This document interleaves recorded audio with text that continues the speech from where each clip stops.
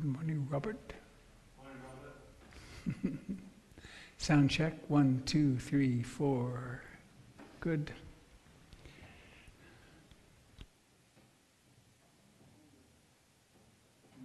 One, 1, 2, 3, 4. 1, 2, 1, 2, 1, 2, 3, 4.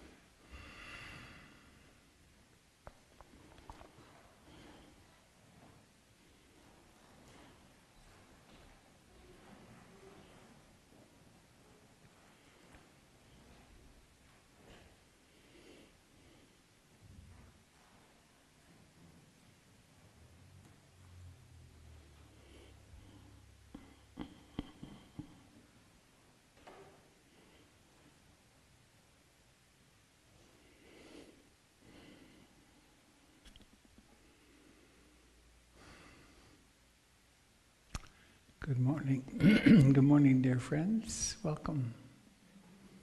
Welcome to those of you joining us on the net. I want to begin with a favorite Alan Watts quote.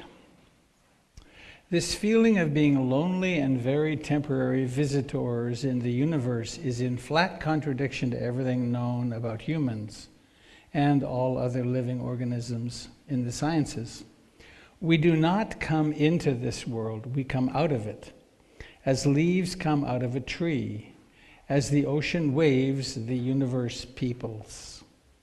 Every individual is an expression of the whole realm of nature, a unique action of the total universe.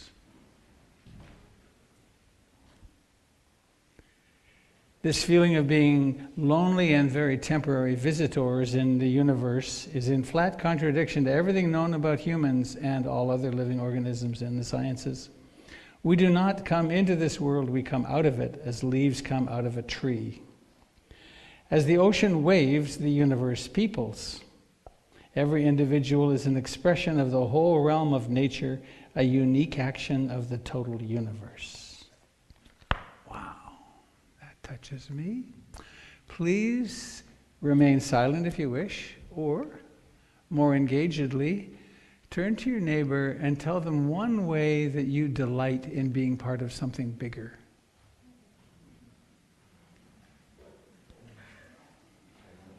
Not all at once. One way you're aware of being part of something much bigger than yourself.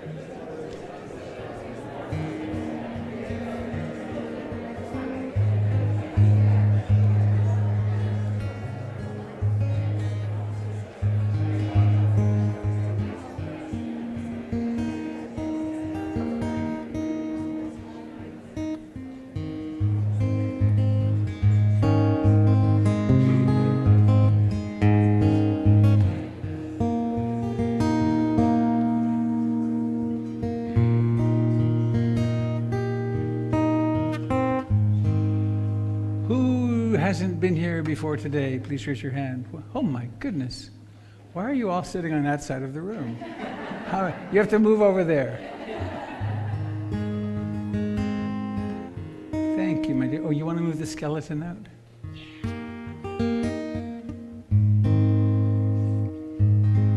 Marla is our artist in residence.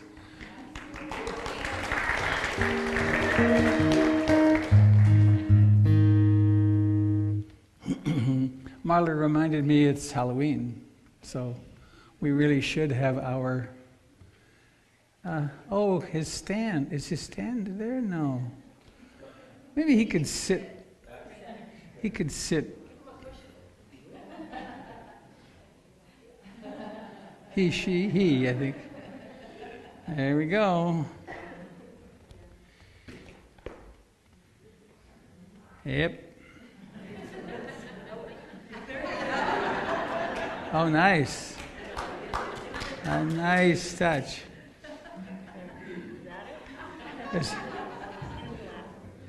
As the Buddha said in his great teaching on meditation, sit. I guess I should do, what Ruth Dennison would do at this moment would be to say, remove your glasses if you're wearing glasses. Take your non-dominant hand and now feel this bony structure that is the orbit of your eye, this socket that your eye sits in. And then feel your eyebrow. And then feel the bony, this big ball, this big bony ball. And then find some other bone on your body. You can, maybe your jaw, that's an odd one. Become very aware of its boniness, or a bone in a finger. And now the shocking truth. Do you realize that this is a room full of padded skeletons? Not the way we usually think about it, is it? But take a moment, look around, look at the skeletons hanging out in here, pretending to be padded humans. So we're going to start with, as we always do, or usually do, this reminder of refuge in the Buddha, the Dharma, and the Sangha. Refuge in the Buddha means refuge in that which is awake. Have you noticed that life is radically unstable? And in what can we take refuge? Well, one place to try to approach is, there's some aspect of us which knows, which is conscious, which is the Buddha. And then there's the Dharma, which is what we discover when we see the world that way. And then the Sangha, which is the community of practice. So these are the recommended refuges if we want to live a happy life.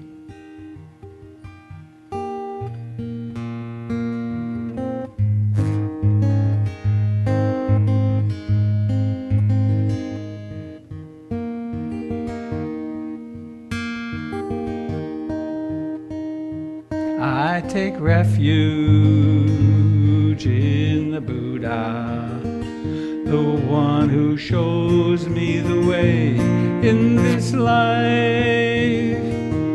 Namo Buddhaya, Namo Buddhaya, Namo Buddhaya. I take refuge in the Dharma, the way of understanding and love. Namo Dharmaya, Namo Dharmaya, Namo Dharmaya.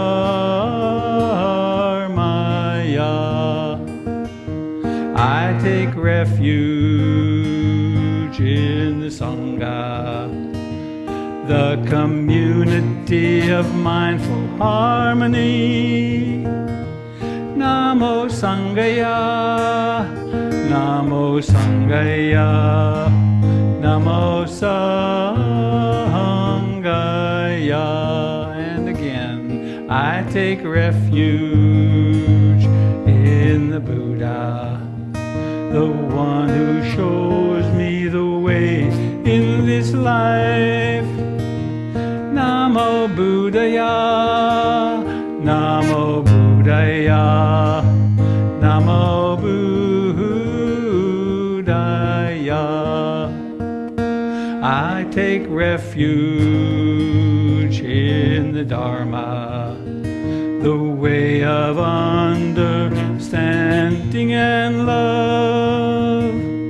Namo Dharmaya, Namo Dharmaya, Namo Dharmaya. I take refuge in the Sangha, the community of mindful harmony.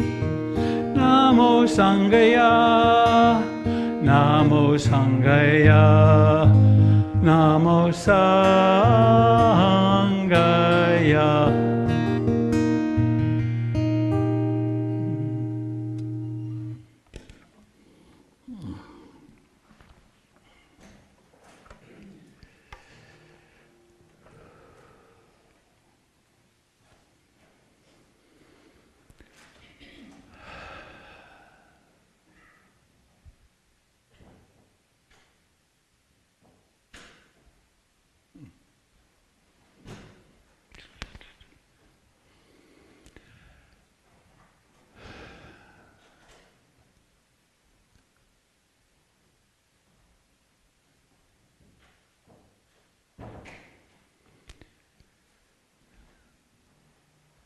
So as human beings have been doing now for at least 2,600 years, we're going to participate in a revolutionary act. The act of doing nothing.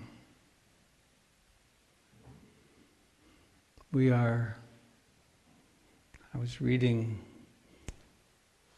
a beautiful book by Joanna Macy, Act of Hope, this morning for our first gathering of engaging the Dharma, our looking toward how to engage in the world some more. And among the shocking things I read is that the average American child sees between 15 and 25,000 commercials each year. 15 and 25,000. Augmented realities of pleasure, right? This is where happiness lies, and it's not true. So this consumerist, expansionist propaganda machine has us wanting and wanting. And that's why this is a revolutionary act, because this is the act of accepting things as they are right here.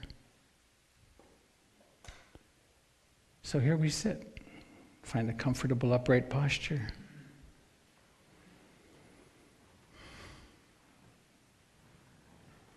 And as Ajahn Chah, a great teacher of the last century in Thailand, said, "This moment is like this."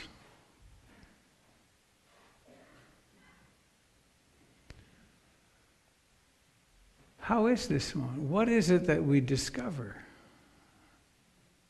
in this moment? That's the refuge in the Dharma and the way things actually are.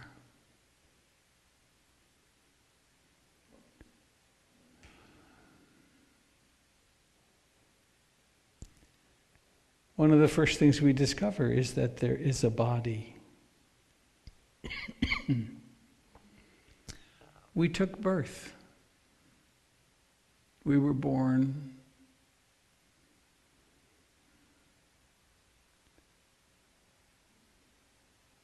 And there sits here a body.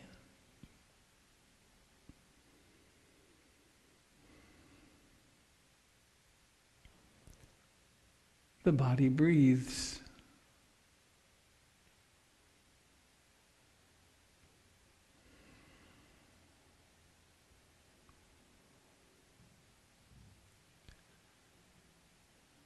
There is an utterly mysterious capacity of consciousness which can be aware of this body breathing.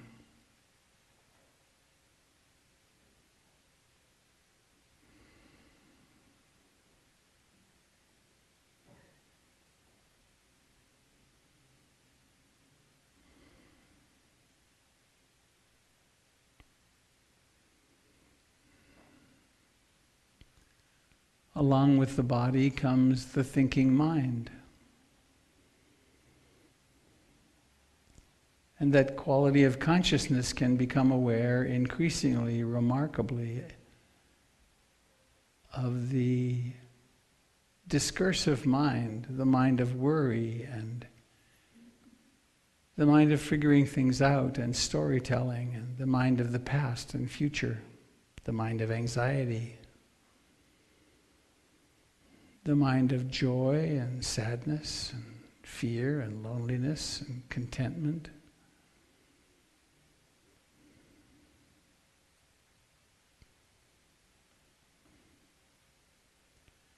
So in our simplest approach, we can simply notice there's a body sitting and breathing. And we can become remarkably closely intimate with the breath, with the sensations of breathing, curious.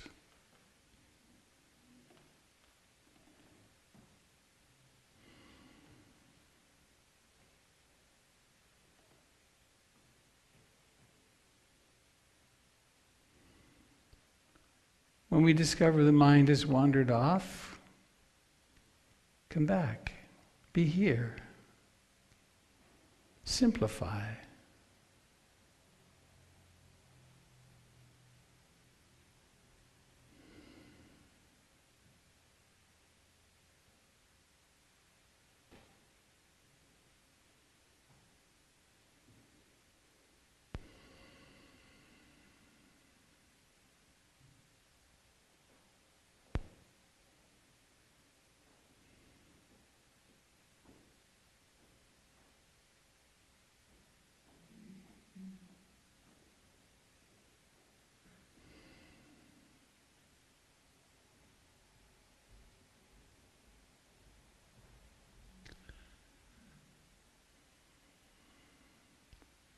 we could be quite clear in our intention or aspiration. I aspire to sit here and become deeply curious about this body and this breathing.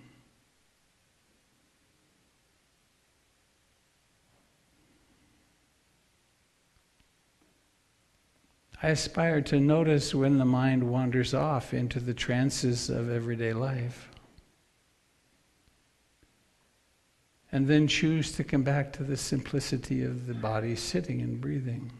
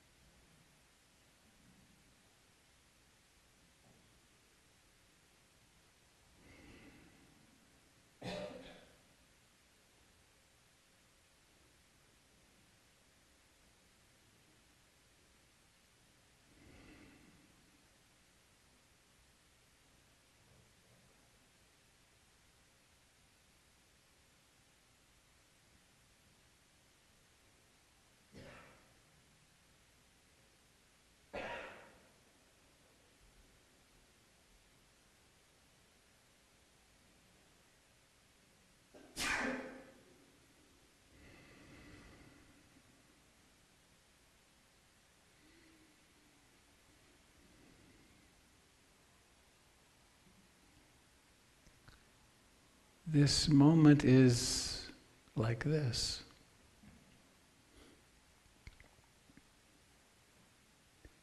There may be a lot of mindfulness present, and it becomes as if the wandering minds arise out of nowhere. Maybe you can even notice them as they just begin to emerge.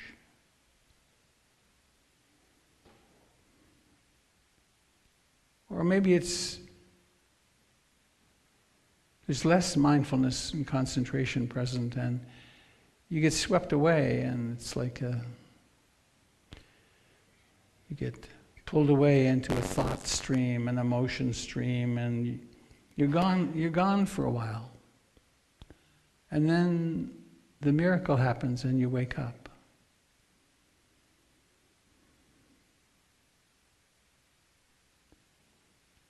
Or maybe you're struggling in some emotional state today, and for the most part that inhales you. But then episodically there's, here I am.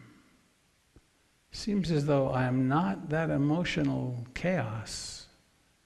There's something else here that's awake.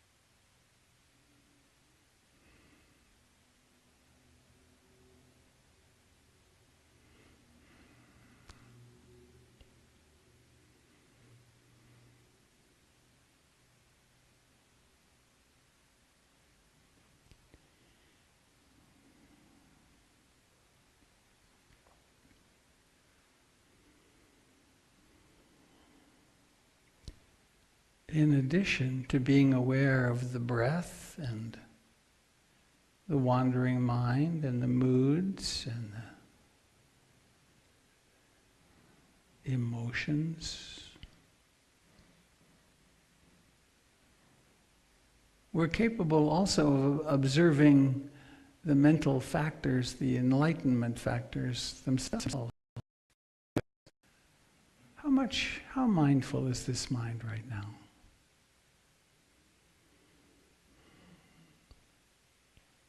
Is it as though the lights are on a lot of the time, or is it mostly waking up intermittently?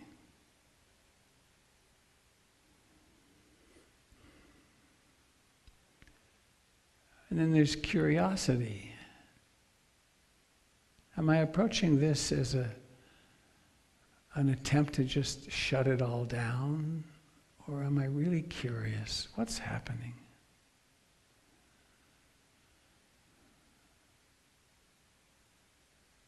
And how balanced, how much energy can I bring to this undertaking? Sometimes a lot, sometimes very little.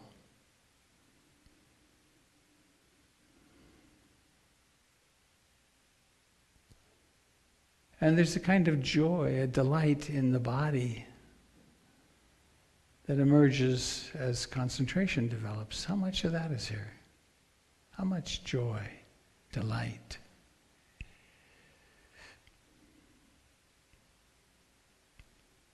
How much is the mind wandering versus how concentrated is it?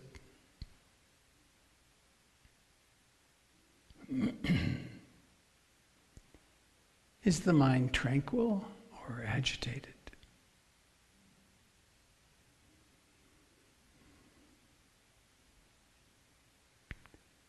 How much can I accept it as it is? Equanimity.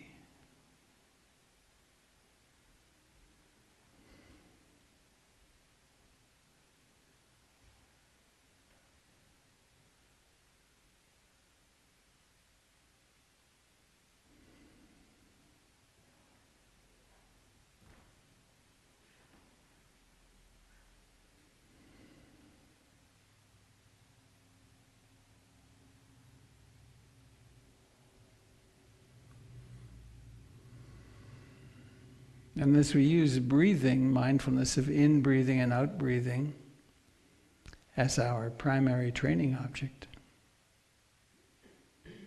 can I notice, at least sometimes, the first moment of the breath? Can I notice its movement as a body, as sensations all the way from breathing in to breathing out, finishing?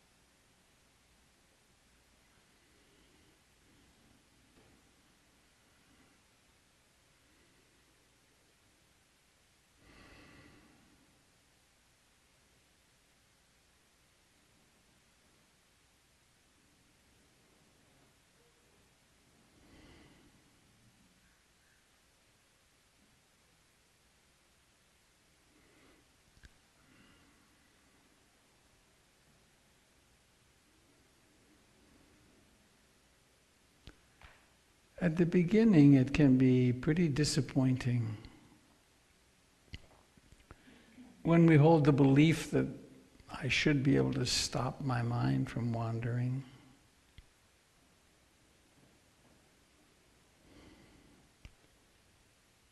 In fact, one of the first great insights is just how utterly out of control it is.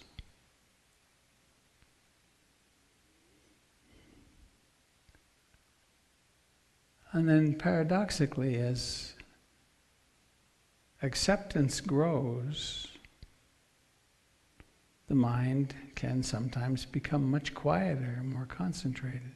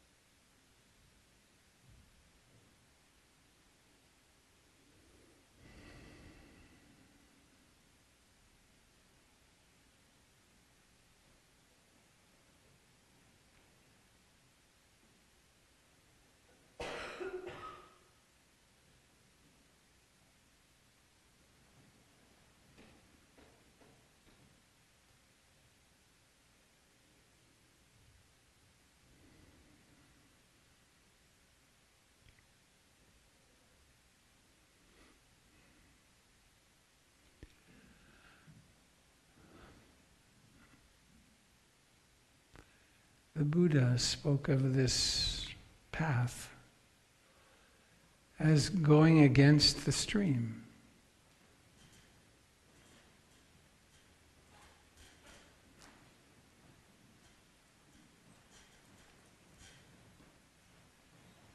Our conditioning would have us continue with stimulation and consumption.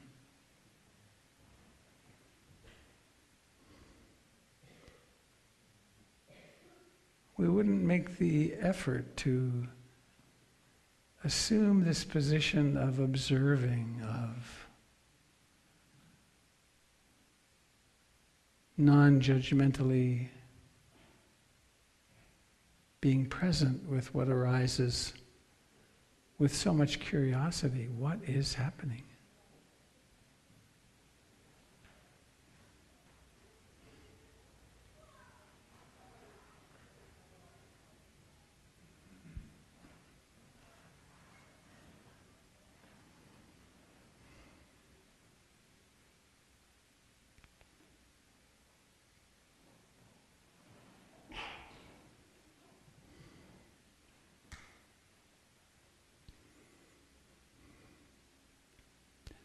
Of course, any meditation that limited itself to when we're sitting down and silent would be pretty narrow. Fortunately, this practice leads us toward practicing in every activity. So we're sitting still. Let's see how it would be to have the head, the ear on the left side of the head be drawn to the shoulder. Maybe let the spine bend over that way a little bit too. And then let it come back up to the top. And then over to the right.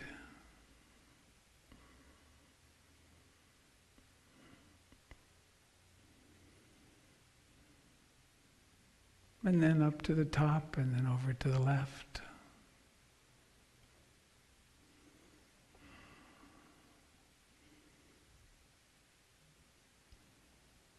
And over to the right.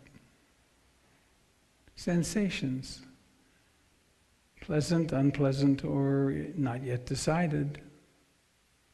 Maybe painful.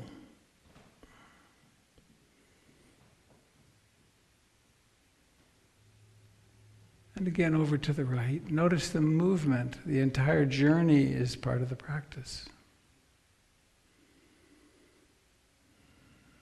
And over to the right.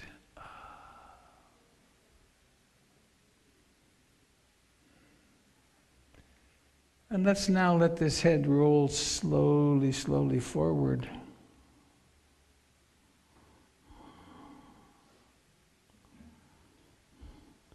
Forward and then over to the left shoulder. This provokes in my body, this body, lots of unpleasant but somehow desirable symptoms, sensations. Let's go again across the front of the body, down, head forward.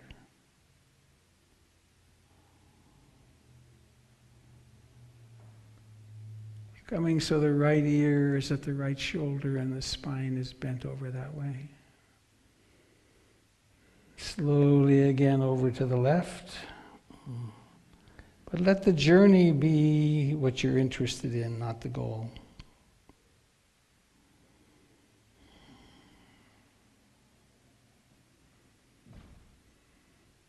And again to the down to the front and then across to the right.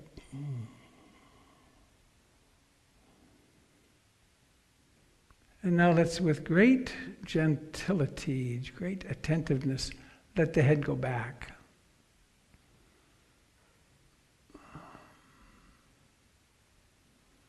So we're, to some degree, stretching the chest and the scalene muscles in the neck, making its way across to the left shoulder, and then to the again back. Are you breathing? to the right. Once again, back.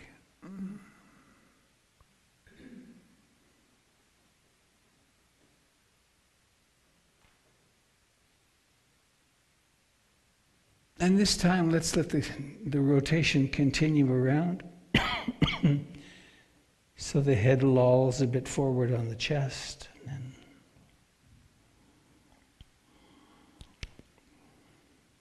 And then all the way around, very slowly.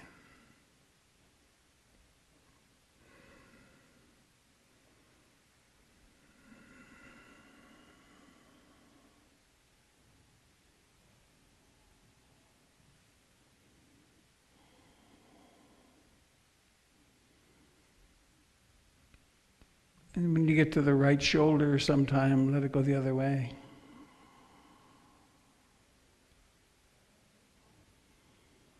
Mindfulness of matter, rupa, body, in motion.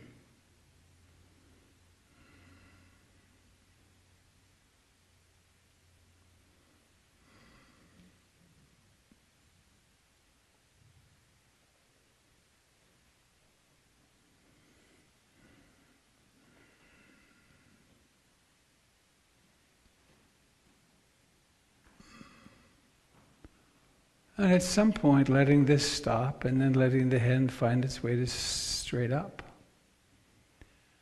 Let the head come to peace with gravity.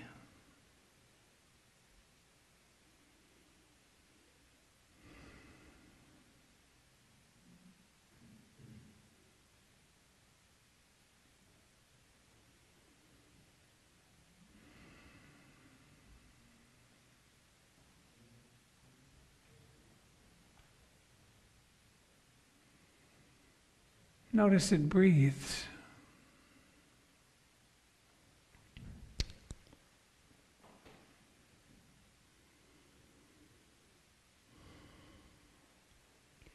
I began with that quote from Alan Watts. It's not a metaphor that we come out of the earth.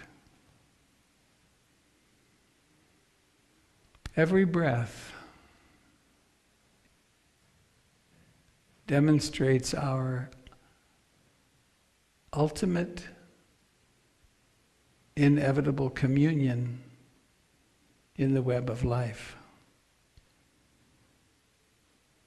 The trees and other green friends have as their waste gas oxygen. They break CO2 up into carbon and oxygen, and they need the C, the carbon, to build their leaves and branches. It's a nice way to think of trees, that they're deposited there. They're like still upside down stalactites that grow from the air. And then you breathe in. Every cell in your body needs this oxygen.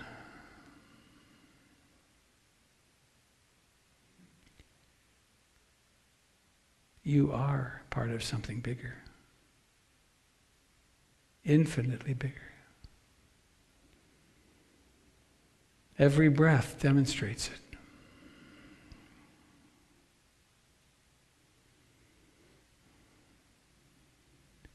Let's notice now how it would be to sway a little bit from one side to the other.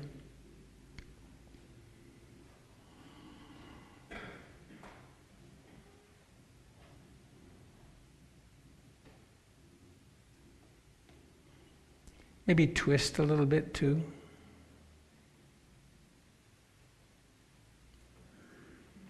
Sway, maybe let your arms become involved.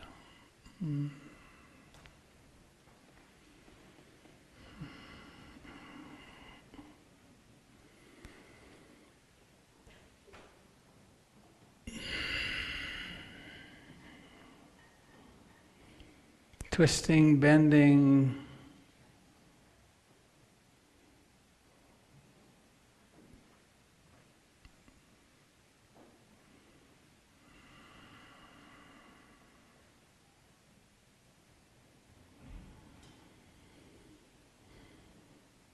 And let's see how it would be. We can observe the intention to make this happen. How would it be to sway and twist and let this body move from sitting to standing? What has to move first?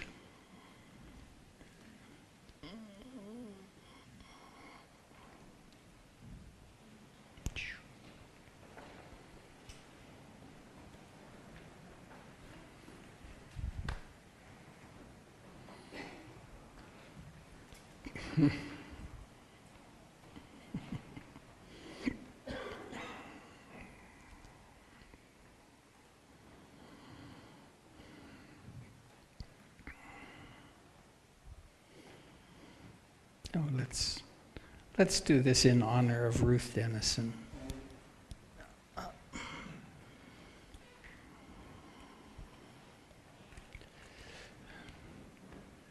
Let's do what we can to mimic our little friend here.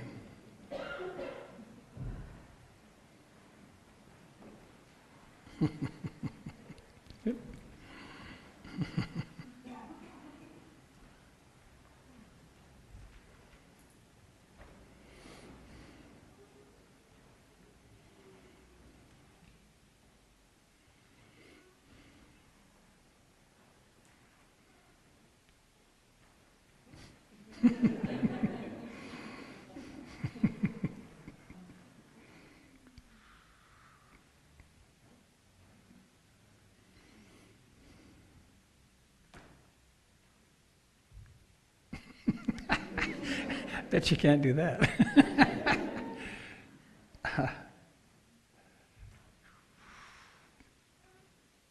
Hang on here. Have to get the joint focused right. Hey, hang on. Uh-oh, do not try this at home, kids. Here we go, we got it.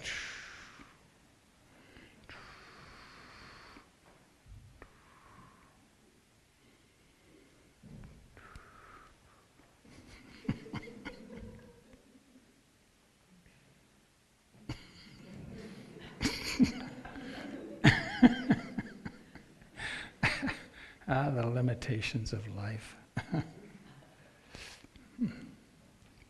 Ouch.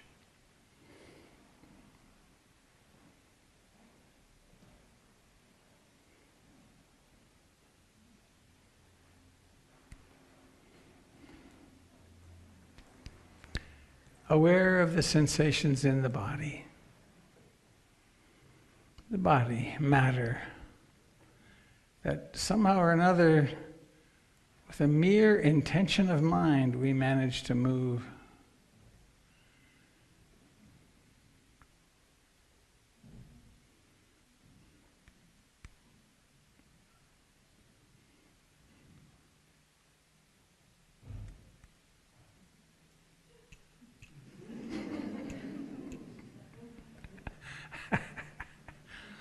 How utterly silly.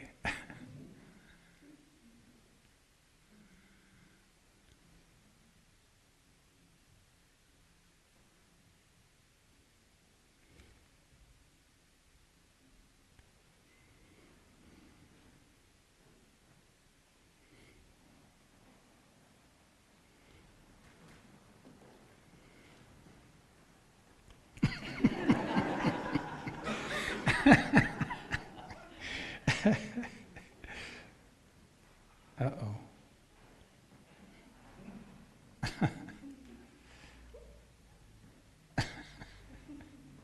Some of you can probably do this. I have a stepson who's a dancer. He can do all this. And then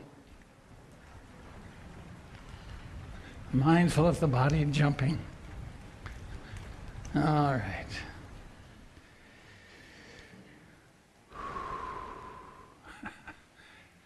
Ruth had such a great sense of humor. Every now and then I notice when I'm really laughing hard, there's a way that I have mimicked a part of my laugh on Ruth's laugh. It's just really, it's funny.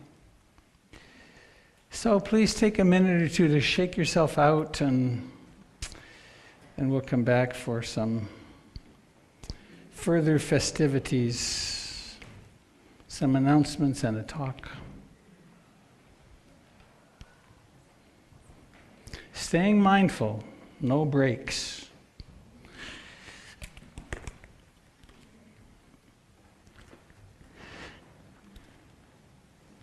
Okay. Oh.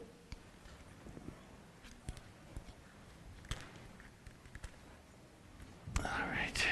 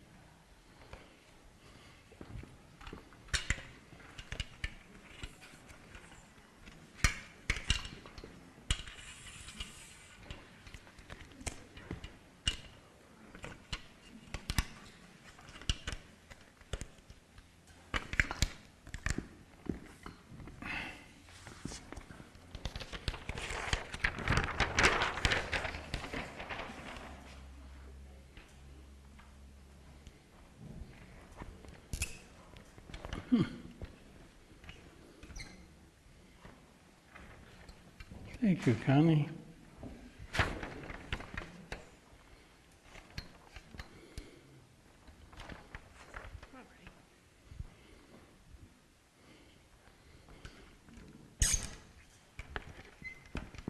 Ah, I see.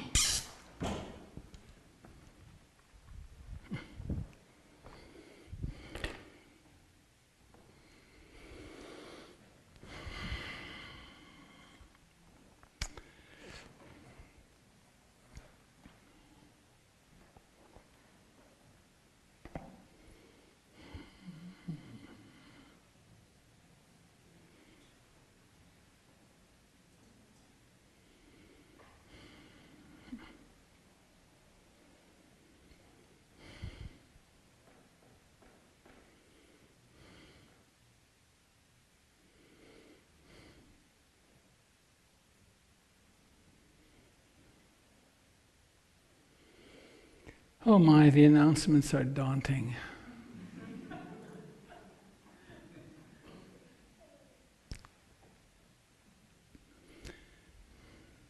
I guess let me do this one first. Not so daunting. This is an easy one.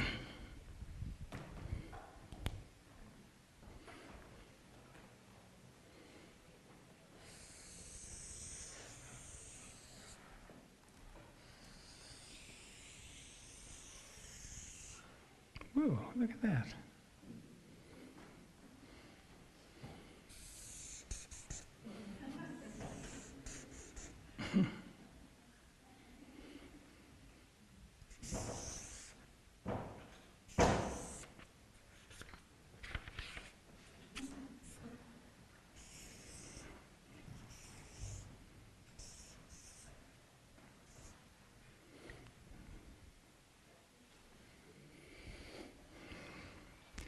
We have an amazing mission. Our goal is to eliminate suffering on the planet. And where can we start? We can each start with ourselves. And I've been teaching this in Portland since 1979.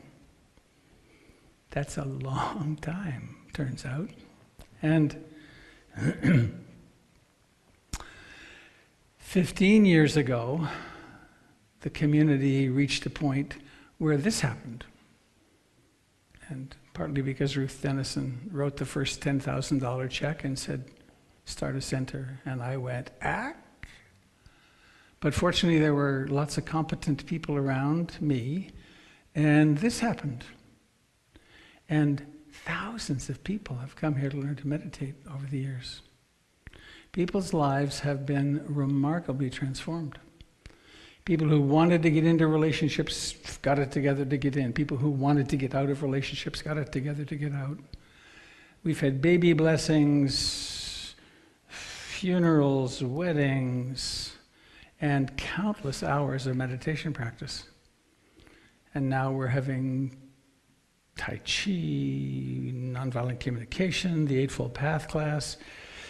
We have practice 4 nights a week. And this is my description of it to see if I can inspire you to participate in it fully in your financial capacity. That we get, the gas company sends the bills and all those usual things that happen. But there's something that we're doing here which has to do with transforming the world, which has to do with participating, as I'll be saying further about in our meeting at 1 o'clock, right? That we're participating in the great turning, we had the, get this statistic. Imagine I have a string here, it's 100 feet long. And I throw it over there, and then you throw it over there, and then somebody sends it back over. That 100 feet goes out, and then I have a 1/8 inch black mark that I made with this pen. That's how long human beings, that's the length of human existence, the 100 feet. We've lived in, quote, civilization, that 1/8 of an inch. For 99.96% of our time as human beings, we lived in small hunting and gathering bands of 50 or less. And we didn't treat each other so well. And that's Mesopotamia, and then halfway from Mesopotamia is the Buddha and Zoroaster and Jesus. And so this awakening thing is really new. And then with, quote, civilization, that was the great agrarian revolution, changed everything. Extra food. People could devote themselves to spiritual practice full time. Unfairly, men could devote themselves to spiritual practice. It's taken us a while to get toward approximating more fairness.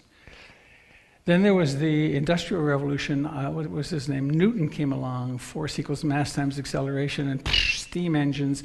And then we had the Industrial Revolution. And we're coming to the end. We have to come to the end of that. This continuous expansion, because the expansion will kill our planet. So here we are. We're past industrial, and then we had Einstein. And we must have another revolution, which is the revolution of consciousness, the evolution, the movement of consciousness to recognizing our interbeing. And if we don't, we're cooked. Our children are cooked, our grandchildren are cooked. It's not going to be nice. It's already not going to be nice. But if we move as we move into sensing our interbeing and interconnected with everything, then we will naturally act. And we will convince other people to act, and we will motivate other people to act by our very actions. And PIMC is a node for that action. It's a place of tremendous movement in this transformation of consciousness. So I invite you to contribute to online, join the Stewardship Circle. There's a retreat coming up I think it's the first Saturday of December for those who are members of the Stewardship Circle. If you contribute monthly, no matter what amount, you can participate in that retreat. So that's that. Oh, and this, of course, this is my actually remarkable. I think it's kind of the lines all worked. That's an image of that my Burmese monk's bowl that's back there at the back of the room.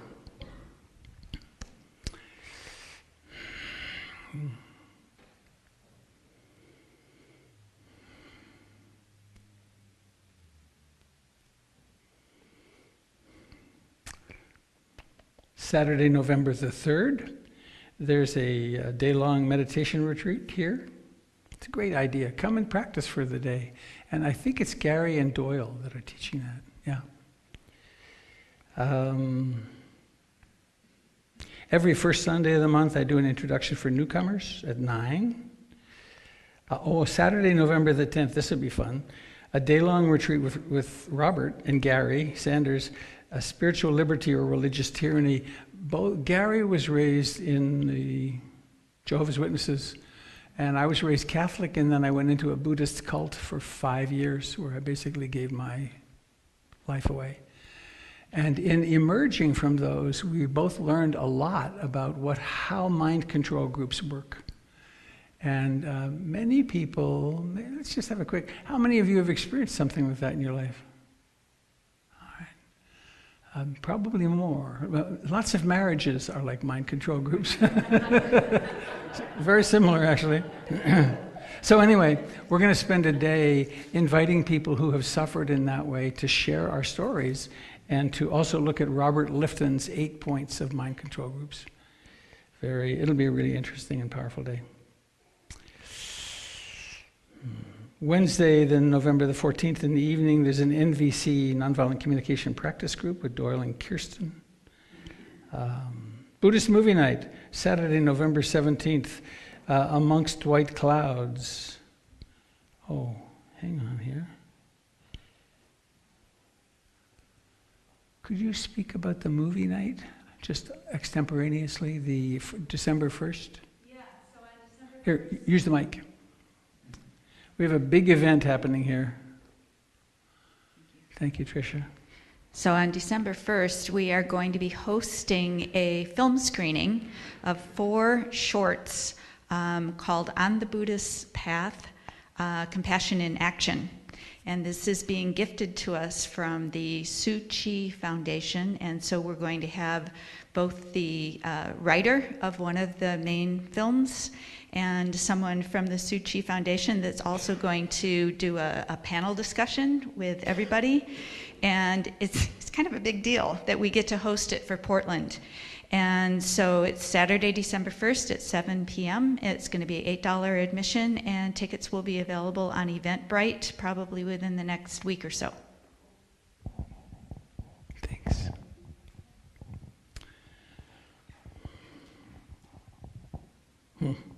I have in my car a bunch of coats I'm going to bring and put in this treasure basket over here. I don't know, if you're at all like me, you have more clothing than you need.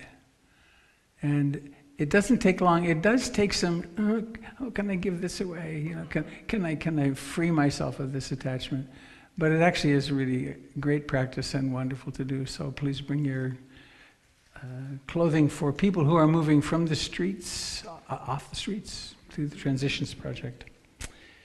Okay, volunteers are needed. Oh, that's a wonderful way to contribute to the well-being of the world, contribute to gardening, housekeeping, and also for the live stream, for what Robert is doing so nicely today. All right. Dharma consults are available, incredibly powerful. If you call Avi, he will connect you with myself or one of the other other teachers. And you can do a half-hour consult over the phone, online, and in person. And this is not the only time we gather to practice here. There's actually 4 or 5 different times a week, and you can find that all out on the website. There. Whew.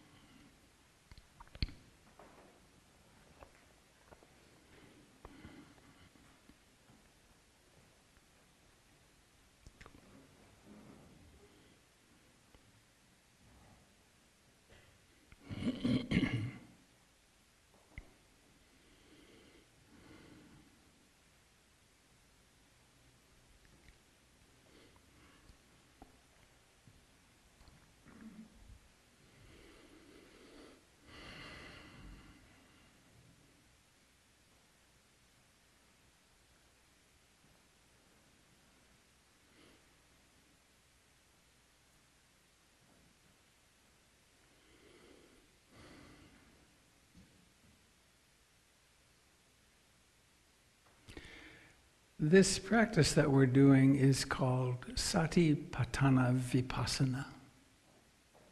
Colorful name. Sati means heart mindfulness or awakeness. It's not an easy term to actually define in words, but it's that which knows, which is awake. Like, please become aware that you're seeing. How did you do that? That's sati. Please become aware that your body is touching the cushion or the chair. How do you do that?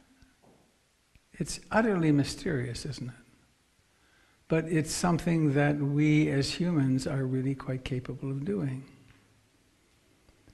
And the Buddha paid a lot of attention to that, got interested in that. He, he'd spent his whole life exploring, trying to find a way to freedom. And then he landed on that. Satipatthana, gathering together, staying nearby, conglomerating, holding together. Satipatthana, sati, mindfulness nearby, and this beautiful word, vipassana. One of my favorite words, vipassana. And it means seeing reality as it is, perceiving what's really true.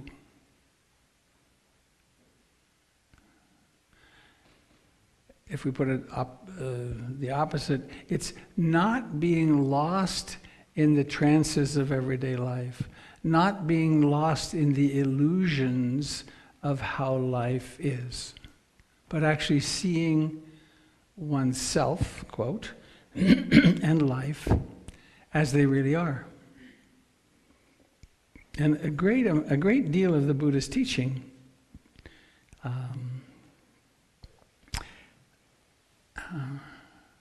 is about preparing us for this kind of inquiry and then guiding us. How do I do this kind of inquiry? And one of the categories, the list, I'll tell you my favorite Buddhist joke. You know why Buddhists are so boring and tedious to talk to? They always talk with a list. And there's a list to this one. And it's one I haven't talked about in a long time. And it's called the 5 aggregates of clinging, the skandhas or the khandhas. And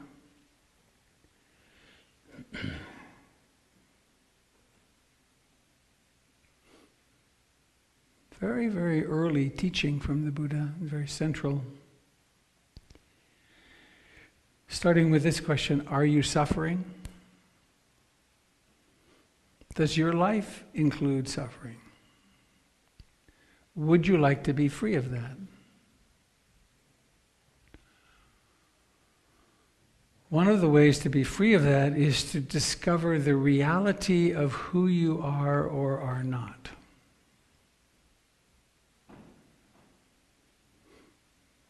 In a more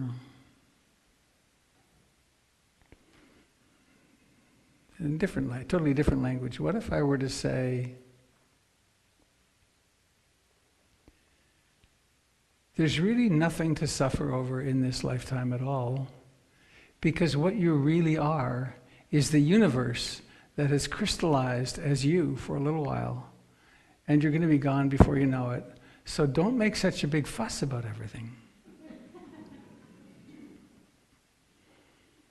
I left this morning to go from here, after our meeting this afternoon, I'm going to Brighton Bush to teach a 5-day retreat. And Brighton Bush Hot Springs, east of Salem. And I was in Canada teaching a retreat like this the week before last. Yeah. And it's a lot of time being away right now. It's hard. And so I was saying goodbye to Jennifer this morning. We did our usual ritual of sitting on the couch, my wife of 7 years, Jennifer. And you know, we're a married couple. It's hard. And there's a lot of irritations and overall it's a very functional loving, generous connection. But I found myself saying that I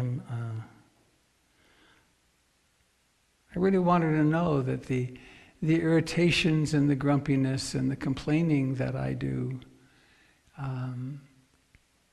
seen in a more conscious light, it's really silly that I have these grumpinesses, and certainly when I act on them or speak about them, because given the alternative, actually there's a context. I've been having really a lot of dreaming lately, and last night I had this dream that went on and on, and I woke up once, I went back to sleep, and it was a war dream in which I was hungry and looking for food. And it wasn't scary, interestingly. It was very easy, it was very relaxed, but it was scene after scene of being hungry. It was actually a very funny scene. I used an oxyacetylene torch and I cut out a pig. And I brushed it with barbecue sauce, and then we cooked it, and then we licked it. Dreams capable of strange things. But in that context, irritations about who puts out the garbage or who, it's like they're so trivial. So I wanted to be sure that I talked about that this morning.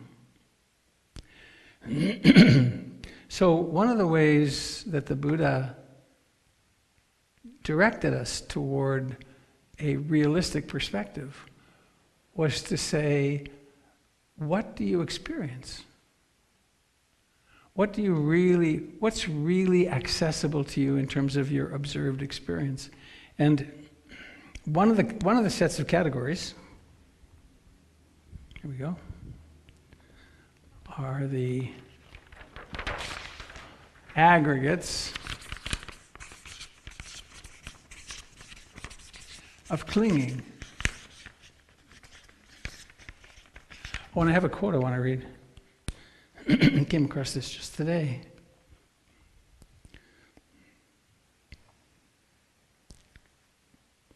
I read the first two paragraphs. This is from Thanissaro Bhikkhu, The Five Aggregates, a Study Guide. The Buddha's awakening gave him, among other things, a new perspective on the uses and limitations of words. He had discovered a reality, the deathless, that no words could describe. At the same time, he discovered that the path to awakening could be described, although it involved a new way of seeing and conceptualizing the problem of suffering and stress.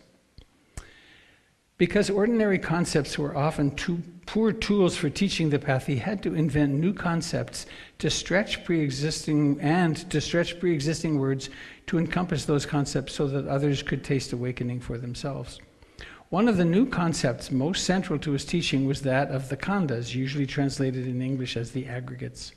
Prior to the Buddha, the Pali word khandha had very ordinary meanings. A khandha could be a pile, a bundle, a heap, a mass. It could also be the trunk of a tree. In his first sermon, though, he gave it a new psychological meaning, including introducing the term clinging khandhas to summarize his analysis of the truth of stress and suffering. Throughout the remainder of his teaching career, he referred to these psychological khandhas time and again. Their importance in his teachings has thus been obvious to every generation of Buddhists ever since.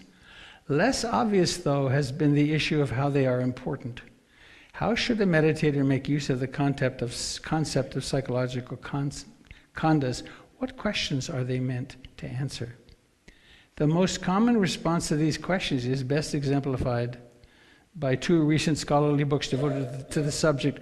Both treat the khandhas as the Buddha's answer to the question, what is a person?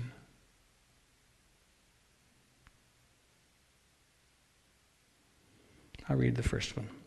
If Buddhism denies a permanent self, how does it perceive identity? What we conventionally call a person can be understood in terms of five aggregates, the sum of which must not be taken for a permanent entity, since beings are nothing but an amalgam of ever-changing phenomena.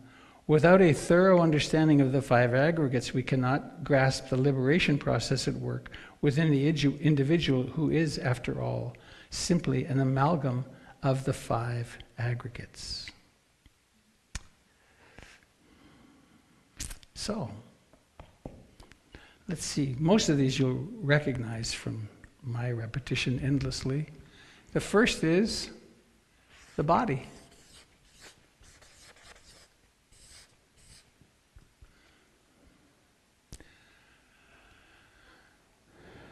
Are you your body? Really? Do you have control over your body? Certain, some parts, but I have this allergic thing happening in my lungs. I do not have control over, even with medications. I have impact on it, but it's doing its own thing. Do you have control over the aging of your body? How then can you call it yours? There's a metaphor the Buddha used. Would a king or queen have control over what happens in their territory? And the answer was, well, yes. Well, then it could be said that this is their territory. They control this territory. Well, yes. Do you have this control over that which you take to be yours, your body? Nope. Then, in the body, jumping to the 4 foundations of mindfulness, the body has we can study them in the 4 postures, sitting, standing, walking, lying down, all the activities of life. So we can really study the body closely in all of our activities. Then there's the second one, which is, the term is Vedana, or feeling.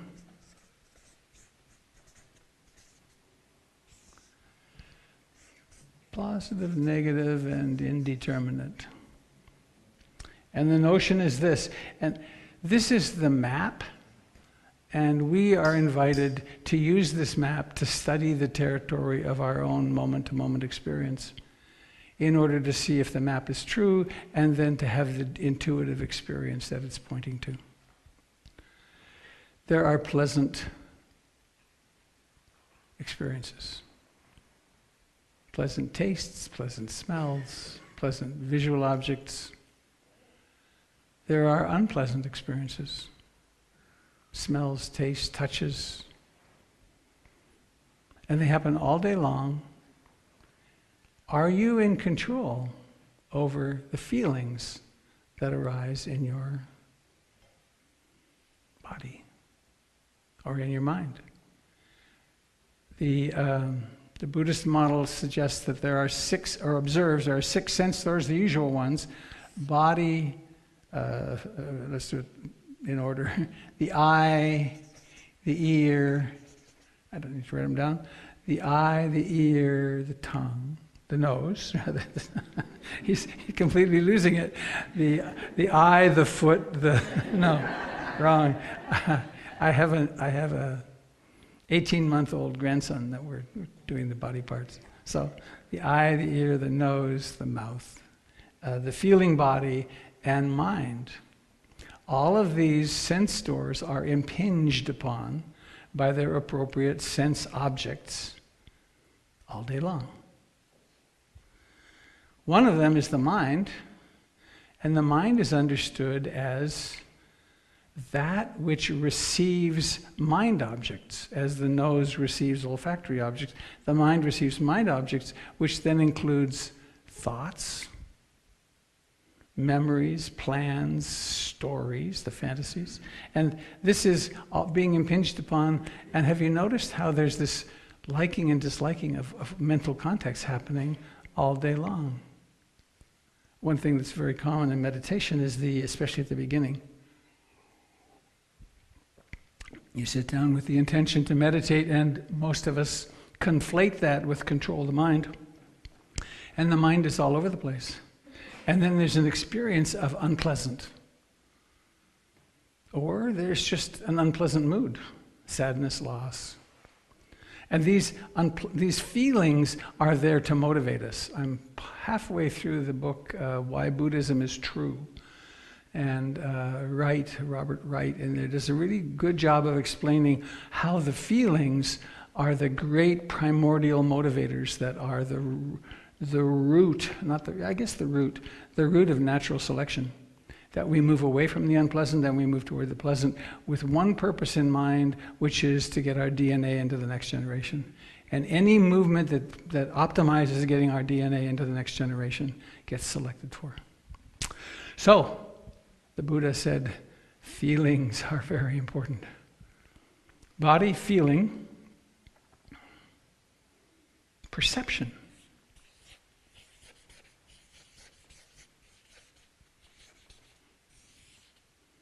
That's an interesting one, perception.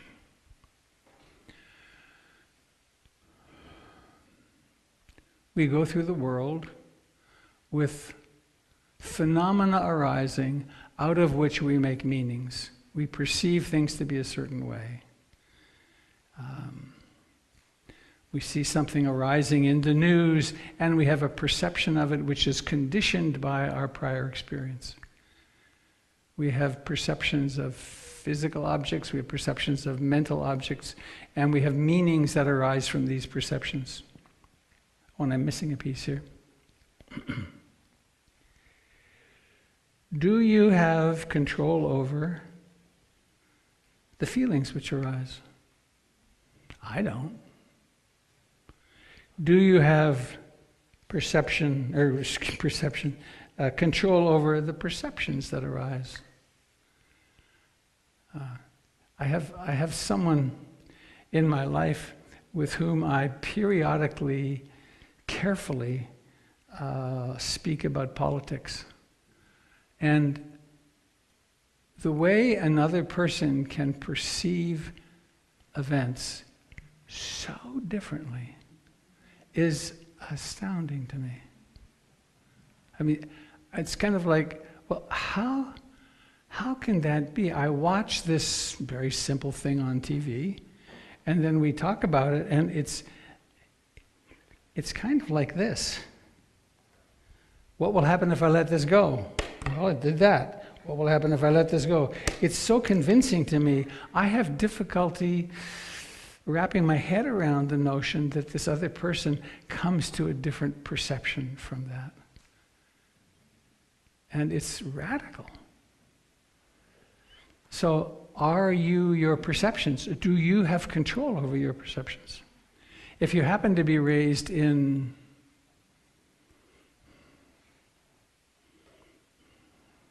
which of the great divides to use? Well, if you happen to be raised in Palestine with a particular school system and a particular fear and loathing training, what would your perception of Israelis be?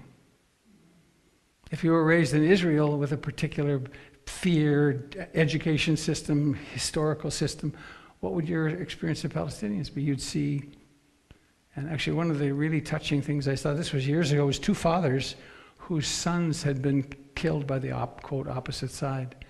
And they were grieving together, and they were doing what they could to start creating conversation, because they're just people, right? We are just people, but we get caught in these deadly perceptions.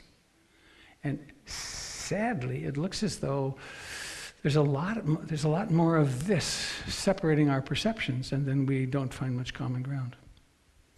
So perception. And then the fourth one, which gets huge, is called mental proliferation. It is that. It's called mental formations.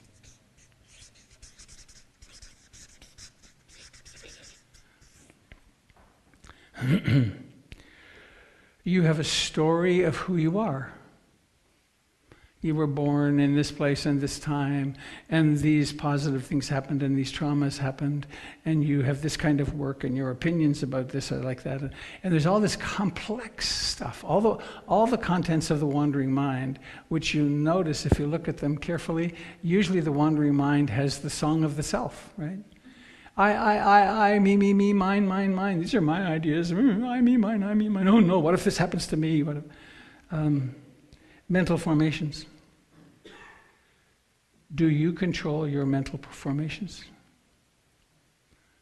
Or were some of them programmed? And when they arise, do you control which ones arise when? I don't think so. And then the fifth, consciousness.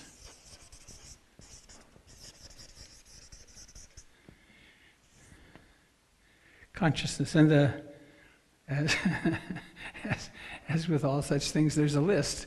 There is, according to this model, eye consciousness, ear consciousness, nose, mouth, body, and mind. And the notion is that the consciousness and the object arise simultaneously.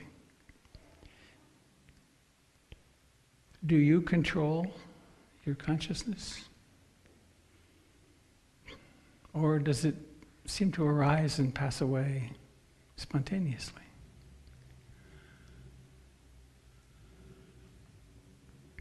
What have I left out? Where are you if you are not these things? Yes, please. Say? The observer. Hang on.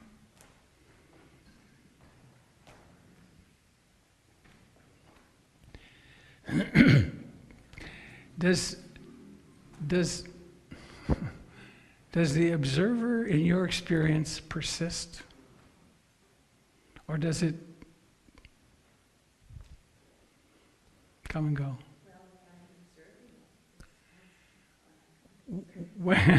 When you're observing it, right. I once, many years ago, gave a talk in which I kept using the term the observer. And it's funny how this happened. I sent a tape. You remember tapes? Antique. I sent a tape to Ruth Dennison, and until the last 10 years of her life, she rarely called me. It was really me maintaining the relationship. And I got this phone call, and she was incensed. She said, observer, where do you see the term observer in the Buddhist teachings? And I said, well, she said, that's Gurdjieff. That's not Buddhism. And then she went on, say instead that which observes or that which knows or the knowing. And she said, don't give people another construct, another idea, another fantasy that they're going to have to get rid of in the end. Because there isn't an observer. In my shorthand, the mysterious universe, somehow or another, is conscious. And we are each briefly manifested, and that consciousness comes through us or comes along with us, but it's not personal. So let me bring in another piece to this. So body, feelings, perceptions, mental formations, consciousness. Nice try. Where else? Where the religion of my childhood would be, well, it's the soul. Where is that soul? And people have died over where's the soul. Lots of people have died.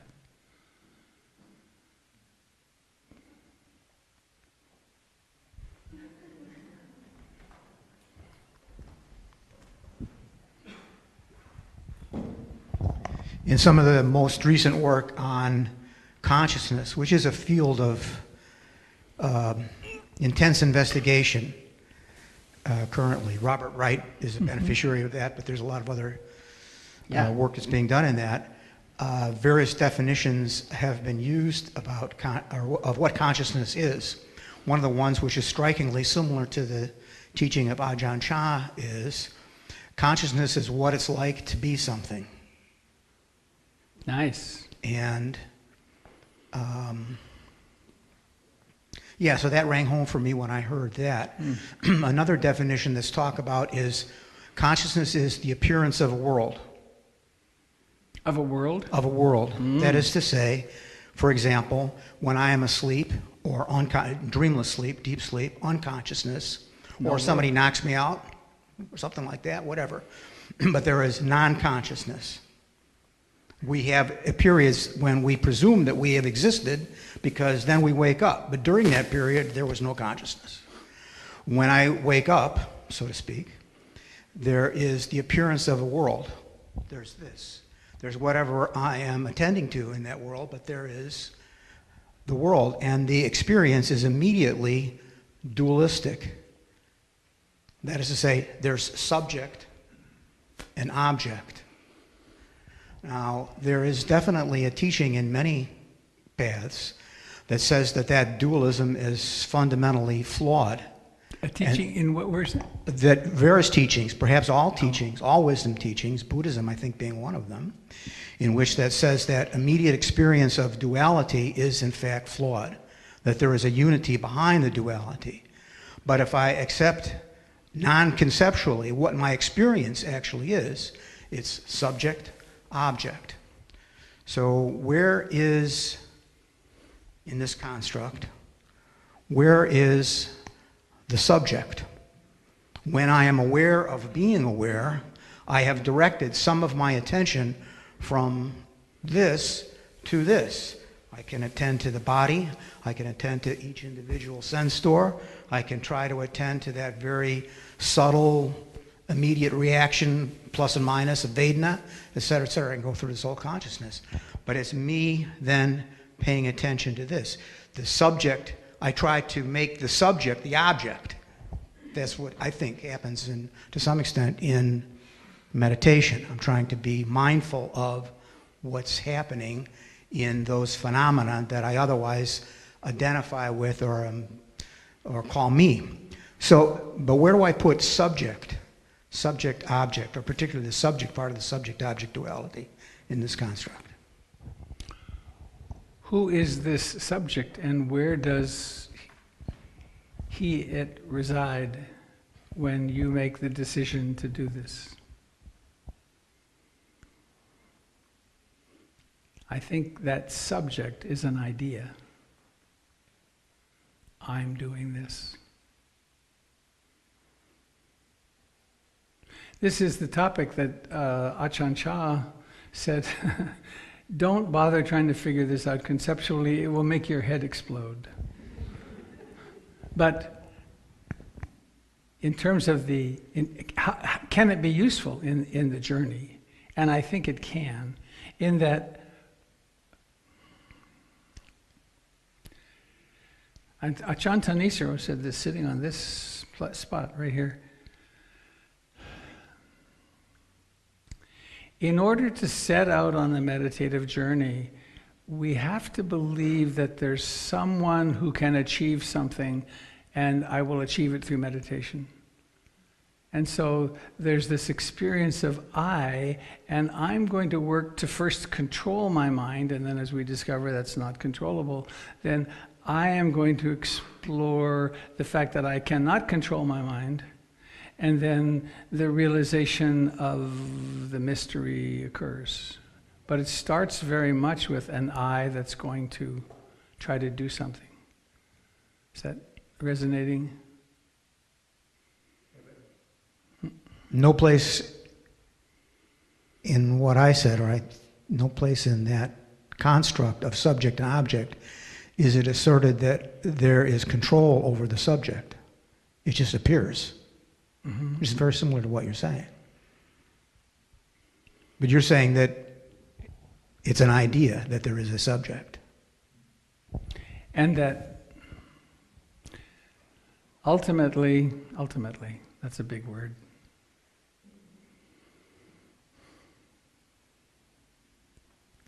I have not found someone to be the subject in my deepest practice. I found that there is that which knows, but it's not I.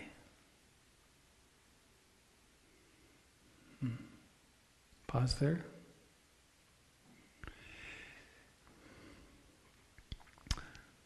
Part of the analysis that the Buddha taught and encourages us to follow is that, and I hope you'll get it, that this, I really am trying to speak of this as a map, and that we can, in fact, observe these phenomena very direct. We can observe them as directly as I can feel that. For instance, if you look here right now, you're probably seeing older man. That's a perception. When you see a bus go by on the street, You could notice, oh, bus. That these perceptions are actually happening, so you can observe them. Feeling, you could take the next month and devote your practice, your sitting meditation practice every day to observing feeling. What's pleasant right now? What's unpleasant? Noticing them arising and passing away. Or you could observe mental formations and watch the complexity of the thoughts and opinions and judgments, and also then the fact that they wink out of being and then they wink into being. Let me interrupt myself for a second. You know Richard Lang. Richard, you liked Richard, right?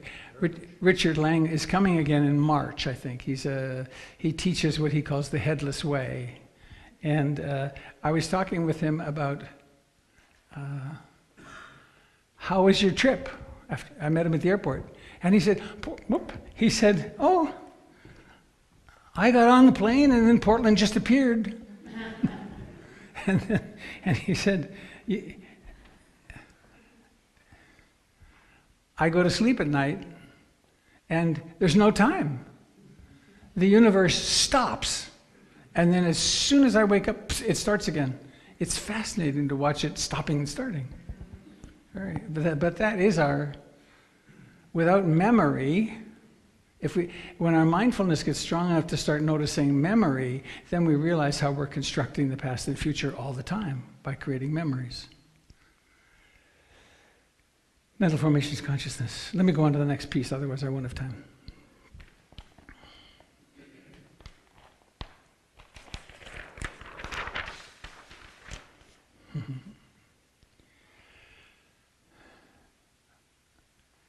So we can observe these things.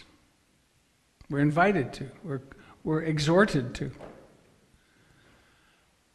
Is there an underlying hypothesis, or that's not the right word, is it? Is there an underlying description which can tie all of that together? It's like the E equals mc squared of the, right? Imagine when Newton discovered force equals mass times acceleration, it changed the world radically, changed people's lives. When Newton discovered E equals mc squared, well, the Buddha way back when discovered anicca, dukkha, and anatta as the underlying fabric, in a way. Anicca meaning impermanent, insubstantial, contingent, constant change. Nothing persists. And as I always think when I talk about this, 14.2 billion years ago, they say, there was this phenomenon occurred, the Great Flash, the Big Bang, and out of nothing came the universe. Strange thing. But no stranger than Shiva was asleep and a fly entered the room and landed on his cheek and disturbed him, and he opened his eyes and universes came into being. And then fly got to the other side, or he got to the other side of the room, and fell back asleep. End of the universe. Just as useful a model in a way, but everything's impermanent. So why should everything not be impermanent that I experience? I'm part of a universe which is nothing but change. Galaxies, stars, planets, civilizations coming and going, coming and going. Why should my life be any different? However, do you notice how much you suffer because you don't accept impermanence? I feel sad right now, John. I'm not sure what thought was just below the surface here, but my children are impermanent. I mean, I could even say the horrible words, my children will die. Pooh. We don't like to think about these things. This civilization in which we're living will go away. The human species will end. But we don't like to think about that. But what the Buddha taught was, why not use this? And this thing that I think is me, why not look at it through the conceptual filter of impermanence? Where can I hang my hat? How can I find a solid place in this? And if I could, then I could say I have an enduring self. I missed a step at the beginning. When I was in my childhood religion of Catholicism, they didn't talk much about where I came from. But they did tell me if I was good, which meant certain behaviors and certain non-behaviors, that if I was good, then my enduring soul would go up and endure forever in happiness, and if I was bad, I would go down and I would endure forever in enduring fire. That's a very interesting cosmological system that I was completely embedded in and was terrified. What if I die and go to hell? And that's pretty common across religions. So, dukkha, another huge concept, translates as unsatisfactoriness, or that which is difficult to bear. Ruth Denison called it, "Dalink, there's always a leak in the canoe." Dukkha. I want things to be different than they are, and they're not turning out like that, and I'm suffering. You notice that happening? And then this whole talk really is emphasizing this anatta. This literally translates as not, scary word, not soul, no soul model. That's why the Buddhism is critiqued as being atheistic. There's no God, but there's also no soul. And the Buddha never said there's no God, he just didn't talk to that question. If people were asking about that, he would say, are you suffering? Would you like to not suffer? Would you like to suffer less? So, is Vedana, feeling, is there suffering when you identify with your feelings? What about if you don't identify with them? What if you observe them as natural phenomena, like a storm, rainstorm? The feeling still exists, but there isn't a self who is resisting it, who is wanting it to last or wanting it to go away. So, if one could, instead of identifying with this is my feeling, I feel sad, I am depressed, I am angry, I am joyful. If instead of I, somehow or another, and the meditation leads us directly to this, there's the capacity to notice, oh, there's very unhappy feelings here. There's a lot of, here's pain. That's pain, but there doesn't need to be a big reaction to it. It's just pain. Or let's say there's pain and there's a big reaction to it, and oh, look at that. Here's the physical pain or emotional pain, and here's the reactivity happening, and neither of them are me. Neither of them are personal. They are phenomena occurring. I had a huge experience of this a long time ago when I was in India practicing. I'd been 6 weeks doing very intensive, many, many hours a day of practice, and I got kidney stones. I didn't know what they were, and I sat with them, coming in and going out for 3 days before I finally went off and got medical help. But as long as no one talked to me, I discovered there's this much suffering. There was this intense sensation where the mind could focus, and there was, oh no, I'm going to die in India. I want my mom. It's not like it wasn't all happening, but it's like it was happening in space, or it had no glue. It wasn't me or mine. So the same with all of these. What what if we discovered, what if we inhabited a consciousness in which the perceptions as they occurred would be obvious as perceptions rather than I perceive this. It's one of the a very useful thing I find in political conversation, which is to hold my views as views and perceptions. So I see this happening, and this is the way I'm interpreting it, and these are the judgments that I'm landing on. What do you think? And one of the percepts that I have to work with is, and you're wrong. Right? I see it like this, and I'm a very well-established meditator, and really I don't really believe this. I think you're just wrong. But that's no help. That you're wrong is a percept that, and it's really also mental formations, is a complex mental formation.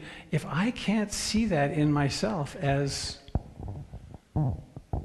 happening, then I am that, and then I'm of a party. Or then I'm of a oppositional perspective. Did the microphone come to you? Oh, wishing to come to you. I just had a question. Katie. I'm having a little difficulty understanding the difference between perception and mental formation.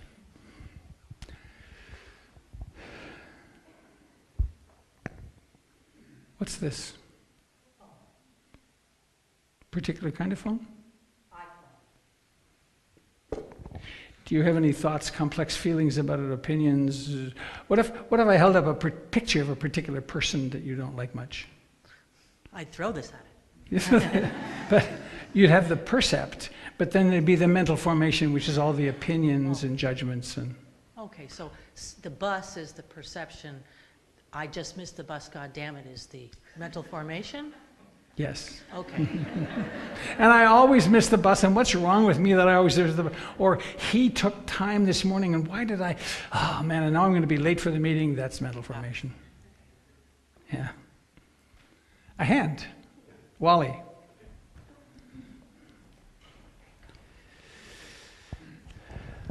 Just the mind sense door is, to me, to understand the mind sense door is to look at perceptions, mental formations, all those other aggregates.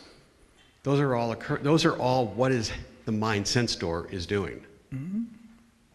So these are all almost subcategories of the mind sense door. The Tibetans have a really beautiful image that I find very helpful, which is that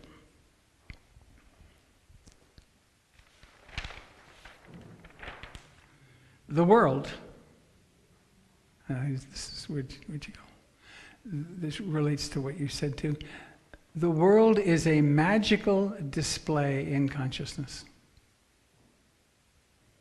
There are sights, sounds, smells. Where are they all experienced? Mind. And then that was taken to its extreme in the mind-only school, which said the outer world doesn't even exist because it's all mind. And that horrible little book, The Secret, and that whole you create your reality model comes out of that too. Your mind, your thoughts are everything, so therefore you could create whatever you want. That's not what this says. It's that when the collapse happens, and where you are abiding, then it's clear that sights, sounds, smells, they happen in consciousness. They are experienced in consciousness. They're not out there. They're experienced as that which arises. I'm remembering my teacher Munindra 40-some years ago. We were on the roof of a building in Bodh Gaya, in northeastern India. And people were playing their wedding music and their celebration music, of course, too loud, right? And they always push the speakers beyond what they should. And over there was one, and there was another one closer, another one over here. And he said, So, Robert, are you hearing the music out there or inside? I hadn't the least idea what he was talking about. I have a glimmering now, because, and it comes to this emotion, pleasant feeling.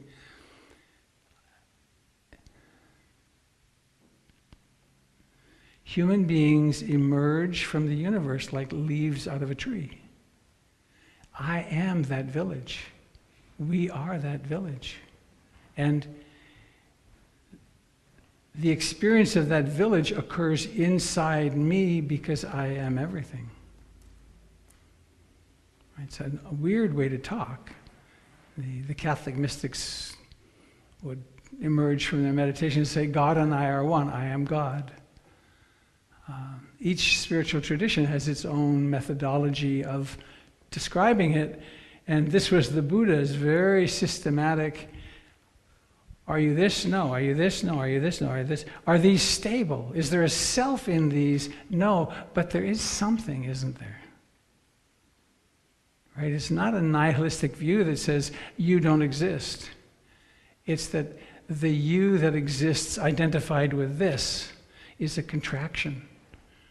And through this mysterious subject that can observe this as coming and going, it's that catalyzes the experience which suffers less.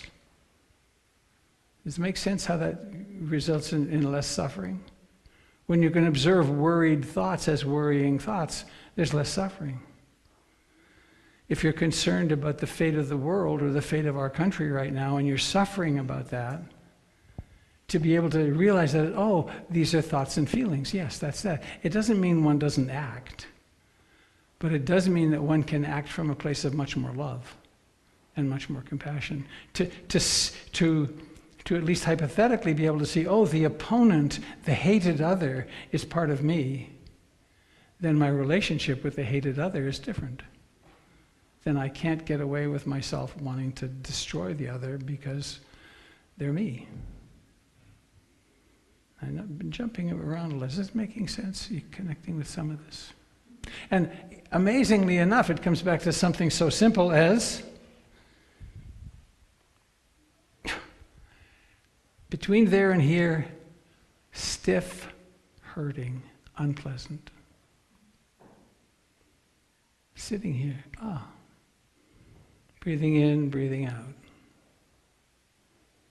Mind wanders. Wondering, oh, I think the kids are there now. So, oh, there's that thought. It all comes back to something as simple as that. Or when we're hurting, turning the mind toward the hurting and really attending closely. Am I this hurting? Or does this hurting exist as a feeling?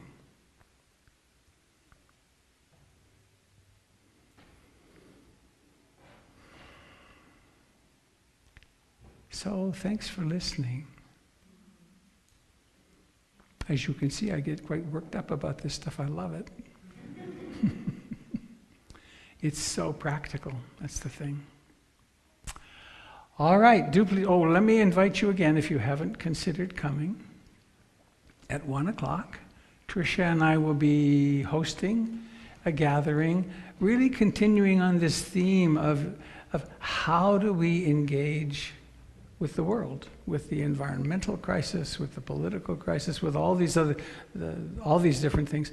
How do we as individuals, and perhaps as a group, engage with these in a way that stimulates our love and joy and compassion and helps us deal with any contraction and fear, but that it actually becomes a central part of our practice of being a beautiful human being.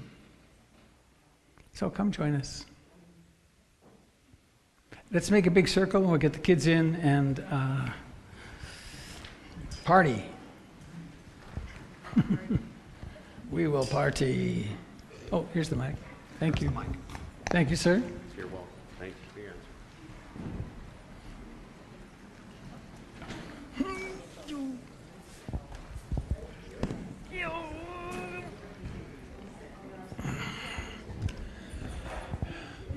Robert, would you back up and get the whole, have you got the whole group? Fantastic.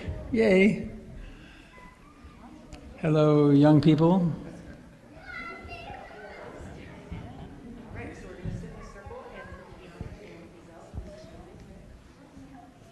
Hi, sweetheart. Come on, you can sit here too. Oh.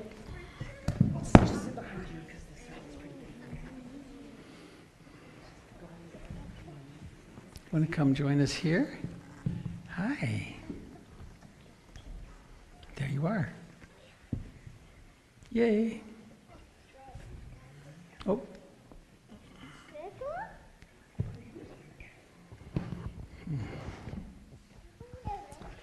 So please find a hand or two to hold. May I hold your hand, young man? Thank you. Thank you. Wow. Did you guys have fun this morning? Yeah? Yeah. Was Eric friendly and fun and entertaining? No, he was just his grumpy self this morning. I see. So, why not hold a hand on your right and left and think a kind thought for the person on your left? What if it's true that this person is you? As much you as are, as your body is. Wouldn't you wish them well? And the person on your right, give that hand a squeeze. Squeeze.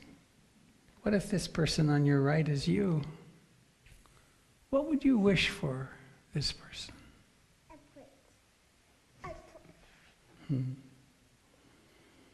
And so to all beings everywhere, all of us that take birth and go through a lifetime with all of its challenges, may all beings everywhere share in the merits of our practice.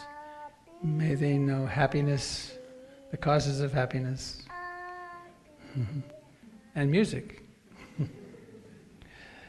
So who's singing? You were singing now, but who's going to sing the song?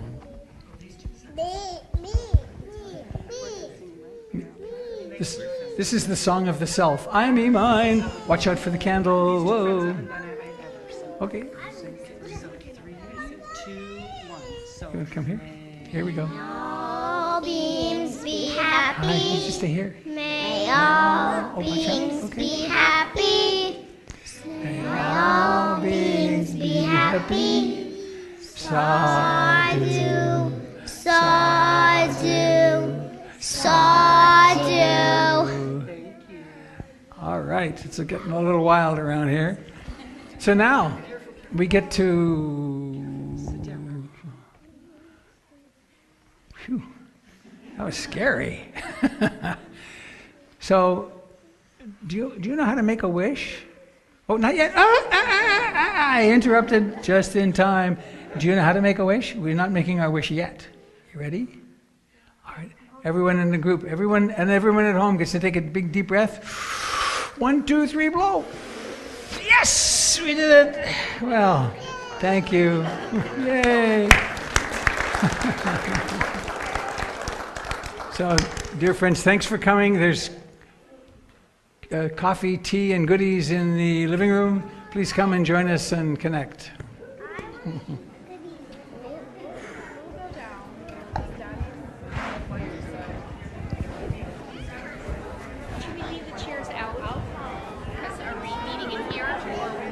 Oh, we'll meet in here. Oh, no. Yeah, why don't we meet in here? We won't need this many. Actually, Connie, let's let them put them away and we'll meet in there.